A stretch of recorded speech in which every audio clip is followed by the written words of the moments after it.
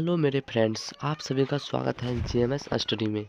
देखिए दोस्तों, आप लोग अगर जैक द्वारा जारी किया गया मॉडल सेट का अभी क्वेश्चन आंसर नहीं किया है तो आप लोग हिस्ट्री का कर लीजिए, क्योंकि देखिए 21 तारीख जो एग्ज़ाम हुआ उसके लिए वेरी वेरी इंपॉर्टेंट क्वेश्चन इसमें दिया गया है। आप लोग नहीं किए हैं तो आप लोगों को हम करा रहे हैं, आप लोगों को नहीं करा पाए थे तो आप लोग हमारे वीडियो में बने रहे। चलिए हम जल्दी जल्दी आप लोगों को करा देंगे और आप लोगों को हम खाली इंपॉर्टेंट सब लेकर आए इस वीडियो में, जो कि 21 तारीख के लिए वेरी वेरी इंपॉर्टेंट है। चलिए दोस्तों, एक एक करके आप लोगों को हम जल्दी डिटेल्स में समझा देंगे, क्योंकि इतना समझाने में देखिए आप लोग सब्जेक्टिव हैं। तो चलिए आप लोग समझा रहे हैं। यहाँ आप लोग तो समझ गए हैं ग्रुप ए ग्रुप सी, तो आप लोग ये देखिए हम खाली आंसर आप लोगों को बता रहे हैं। तो देखिए 1 नंबर क्वेश्चन क्या है, 2 नंबर हम 1 नंबर उतना इंपॉर्टेंट नहीं था, 2 नंबर इंपॉर्टेंट है। तो देखिए इनमें से किन्हीं किन्हीं 5 प्रश्नों का उत्तर देना है ग्रुप ए में। तो देखिए ये हम लेकर आयंगर व्यवस्था से आप क्या समझते हैं, क्वेश्चन नंबर 2। तो देखिए इसका उत्तर, विजयनगर साम्राज्य में स्थानीय प्रशासन में आयंगर व्यवस्था लागू थी। इसके अनुसार प्रत्येक ग्राम को एक स्वतंत्र प्रशासनिक इकाई के रूप में गठित किया गया था, जिसके प्रशासन का दायित्व बराबर व्यक्तियों के समूह को सौंपा गया, जिन्हें लागू और कर मुक्त भूमि दी जाती थी। उसके बाद और नीचे भी है, तो देखिए मेरे दोस्तों क्या है, तो ये है, इनकी अनुमति के बिना जमीन की बिक्री, दात या हस्तांतरण नहीं की जा सकती थी। बाद में यह पद आनुवंशिक हो गया। तो ये आप समझ लिए होंगे। चलिए 3 नंबर देखिए क्या है। ये 3 नंबर जो क्वेश्चन है ये ऑब्जेक्टिव के लिए वेरी वेरी इंपॉर्टेंट जो पूछ सकता है। देखिए ये है, अकबर का जन्म कब और कहाँ हुआ था। इसका उत्तर देखिए, अकबर का जो जन्म हुआ था ये 23 नवंबर 1542 ईस्वी में अमरकोंटक में हुआ था। अमरकोट में हुआ था। 23 नवंबर 1542 ईस्वी को अमरकोंट में हुआ था। तो देखिए 4 नंबर क्वेश्चन, 4 नंबर क्या है, भारतीय स्वतंत्रता आंदोलन में मुख्य भूमिका निभाने वाले 4 महापुरुषों का नाम लिखिए। 4 महापुरुष तो आप लोग भी जानते होंगे। तो लिखिए, पहला में देखिए महात्मा गांधी, दूसरा में BR अम्बेडकर, और तीसरा में जवाहरलाल नेहरू, और चौथा में सुभाष चंद्र बोस। देखिए 5 नंबर क्या है क्वेश्चन, दांडी किस राज्य में स्थित है। दांडी किस राज्य में स्थित है, ये है दांडी गुजरात राज्य में स्थित है। ये इंपॉर्टेंट है ऑब्जेक्टिव के लिए। और देखिए क्या है, लोथल, ये भी देखिए 6ठा नंबर, लोथल किस नदी के किनारे स्थित है। तो लोथल साबरमती नदी के किनारे खाम्भाव की खाड़ी में समीप स्थित है। खंडवा की खाड़ी में समीप स्थित है, ये साबरमती नदी के किनारे हैं। देखिए 7 नंबर क्वेश्चन मेरे दोस्तों क्या है, फटाफट देखिए क्योंकि वीडियो लंबा बन जाएगा।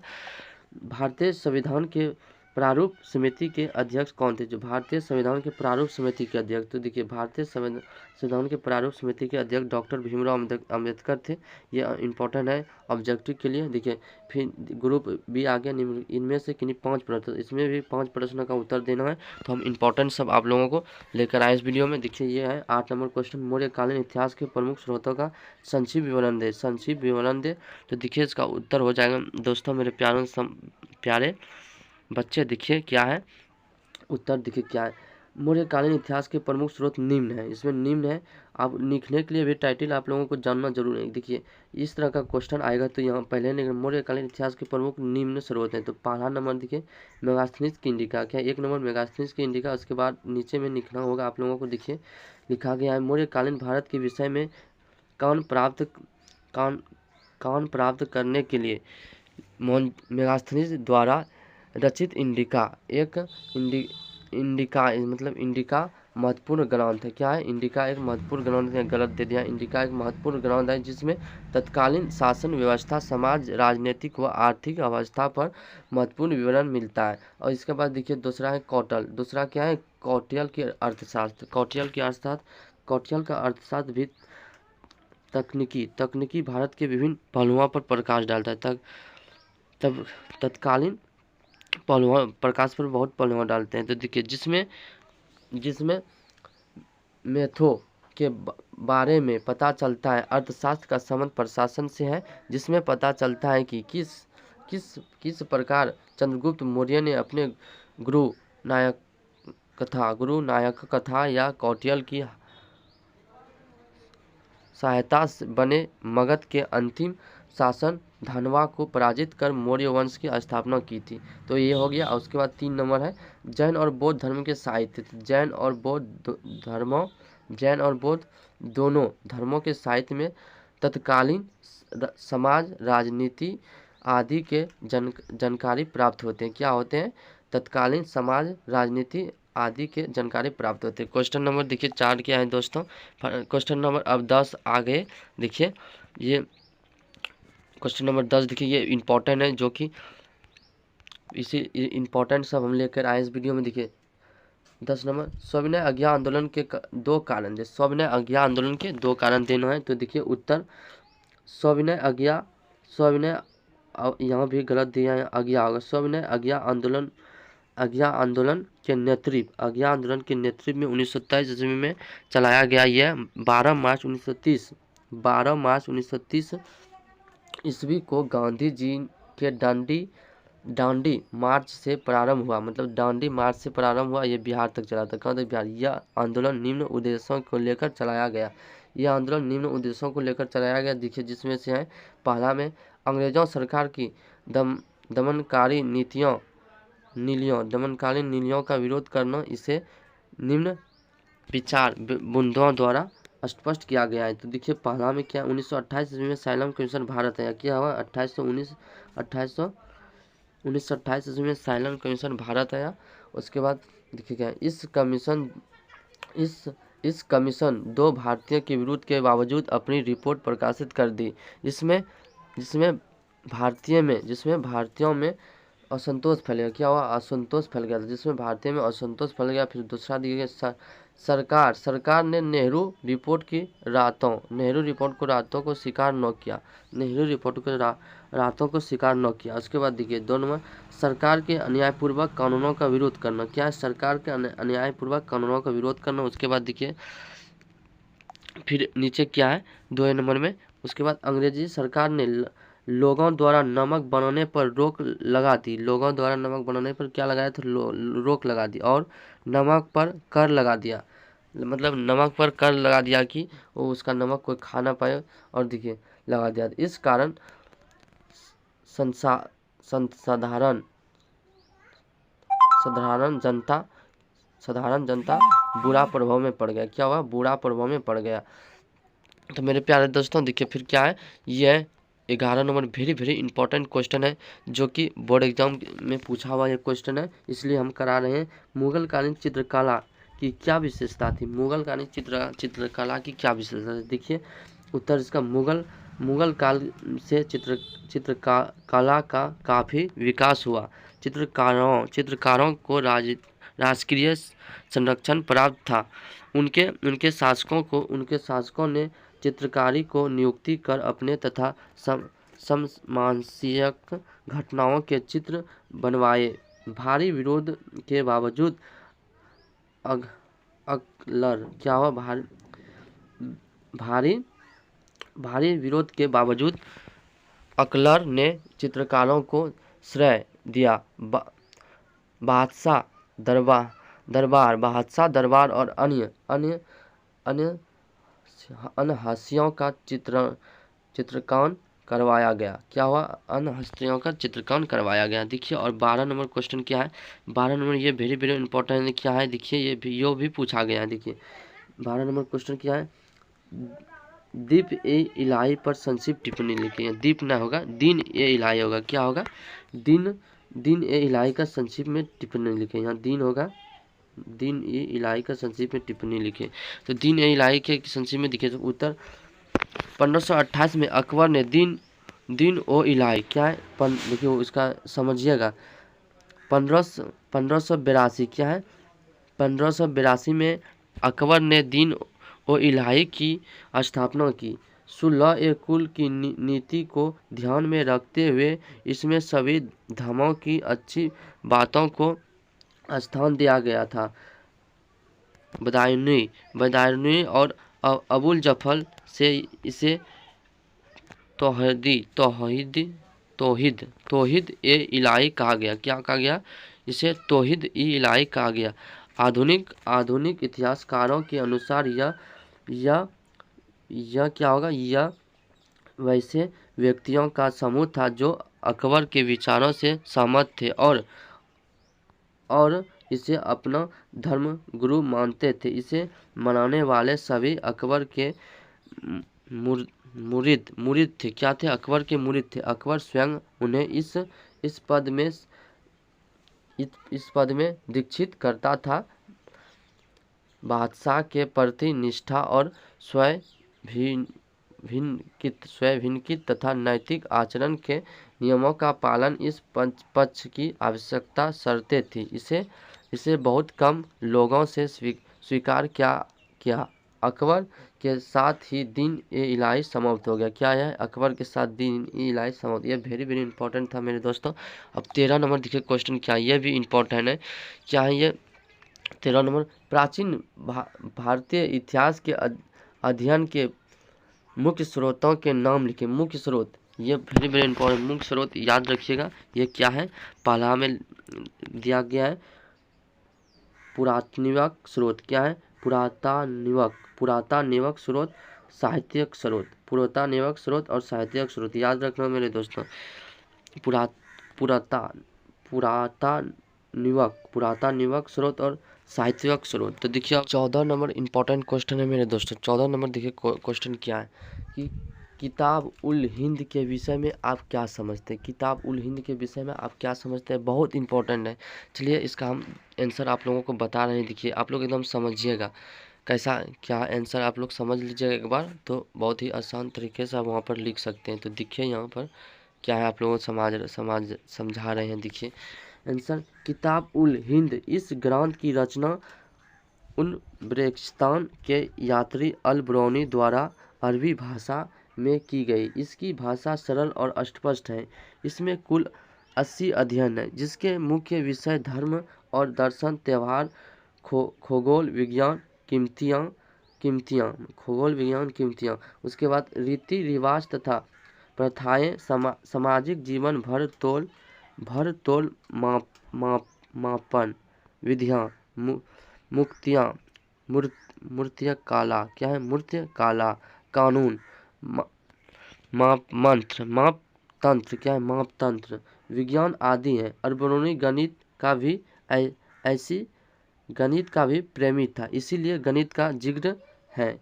देखिए ये जो था किताब उल, ये देखिए ये याद कैसा होगा। देखिए यहाँ पहला आंसर देखिए, किताब उल हिंद इस ग्रंथ की रचना है उज़्बेकिस्तान के यात्री अल बरूनी द्वारा अरबी भाषा में की गई थी। इसकी भाषा सरल और स्पष्ट। क्या है? इसकी भाषा सरल और स्पष्ट है। इसमें कुल कितना है अध्ययन? इसमें 80 अध्ययन है, जिसमें मुख्य विषय धर्म और दर्शन, त्यौहार, खगोल विज्ञान, कीमतियाँ है। दर्शन, त्यौहार और खगोल विज्ञान, कीमतियाँ। उसके बाद इसको याद रखना, रीति रिवाज तथा प्रथाएं, सामाजिक जीवन, भर तोल मापन विधियाँ, मुक्तिकाला, कानून, मापतंत्र, विज्ञान आदि हैं। तो अल-बरूनी गणित का भी प्रेमी था। क्या था? गणित का प्रेमी, इसलिए गणित का जिक्र किया गया है। तो इसके बाद ये हो गया। अब देखिए यहाँ पे ये अब इसमें किन्हीं 3 प्रश्नों का उत्तर देना अनिवार्य है। तो आप इम्पोर्टेंट सब हम बताएं, तो चलिए आप लोग देख लीजिए। ये एकदम पक्का ही आ सकता है, संभावना है आने के लिए। देखिए, भारतीय स्वतंत्रता आंदोलन में महात्मा गांधी के योगदानों का वर्णन करें। मतलब भारतीय स्वतंत्रता में महात्मा गांधी का क्या क्या आंदोलन, मतलब योगदान है, क्या क्या आंदोलन है। तो आप लोगों को हम आंसर बता रहे हैं, तो आप लोग देखिए, समझिए एक बार, और समझने से ही वहाँ परीक्षा में लिखा जा सकता है। देखिए आंसर है, राष्ट्रपिता महात्मा गांधी भारतीय राजनीतिक मंच पर 1919 से 1948 तक इस कदर छाए रहे कि इस युग को भारतीय इतिहास का गांधी भारतीय युग कहा जाता है। शांति और अहिंसा के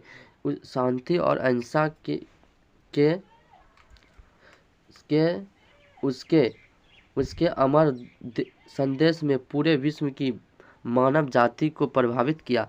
मोहनदास करमचंद गांधी का जन्म 2 अक्टूबर 1859 को गुजरात के पोरबंदर में हुआ था। और उसके बाद ये कब हुआ था? 2 अक्टूबर 1849 को गुजरात के पोरबंदर में हुआ था, इसको याद रखना है। और उसके बाद 1851 में उन्होंने इंग्लैंड से वकालत पास की और पहले राजकोट में और बाद में मुंबई में वकालत कराने लगे। 1893 में उन्हें दक्षिण अफ्रीका जाने का मौका मिला। कब मिला? 1893 में जाने का उसे दक्षिण अफ्रीका जाने का मौका। इसमें देखिए ऑब्जेक्टिव बहुत क्वेश्चन बनता है, आप लोग इसे दिमाग में रखिएगा। यहाँ फिर ऑब्जेक्टिव हो गया कि महात्मा गांधी को दक्षिण अफ्रीका जाने के लिए मौका कब मिला था? 1893 में मिला। वही उन्होंने गोरों द्वारा किए जाने वाले रंग भेद की नीति को विरोध किया और 1914 में वे भारत लौट आए। कब आए महात्मा गांधी? भारत कब लौटा? 1914 ईस्वी से, याद रखना दोस्तों, ये हो सकता है पूछ दे। उसके बाद 1914 में लौट आए। 1917 में उन्होंने नील किसानों के विरुद्ध चंपारण बिहार में आंदोलन छेड़ा। क्या कब छेड़ा? बिहार में आंदोलन हुआ 1917 में। जब वहाँ से वो लौटा उसके बाद वो महात्मा गांधी ने विरुद्ध नील किसानों का विरुद्ध चंपारण आंदोलन 1917 में छेड़ा और सफल रहे। क्या रहे? और सफल रहे थे। और देखिए, और 1919 के जलियांवाला बाग हत्याकांड के बाद उन्होंने भारतीय राजनीति में सक्रिय भाग लेते का निश्चय किया। और उसके बाद देखिए, खिलाफत आंदोलन खिलाफत आंदोलन असहयोग आंदोलन तक की सभी गतिविधियों को गांधी जी प्रभावित रही। और देखिए क्या, गांधी जी प्रभावित रहे। देखिए दोस्तों, आप लोग घबराना नहीं है, ये जरा मिस्टेक हो गया है। तो देखिए यहाँ कहाँ से है, आप लोग वीडियो पर बने रहे। ये जो हम बताएं वेरी इंपॉर्टेंट है, क्योंकि वेरी इंपॉर्टेंट है, यहाँ से छूट गया है। तो आप लोग को घबराना नहीं है मेरे प्यारे दोस्तों। देखिए यहाँ तक हम बता रहे थे ना कि वो 1917 में उन्होंने नील किसानों के विरुद्ध चंपारण बिहार में आंदोलन छेड़ा। और 1919 में जलियांवाला बाग हत्याकांड के बाद उन्होंने भारतीय राजनीति में सक्रिय भाग लेते का निश्चय किया। खिलाफत आंदोलन, असहयोग आंदोलन, सविनय अवज्ञा आंदोलन,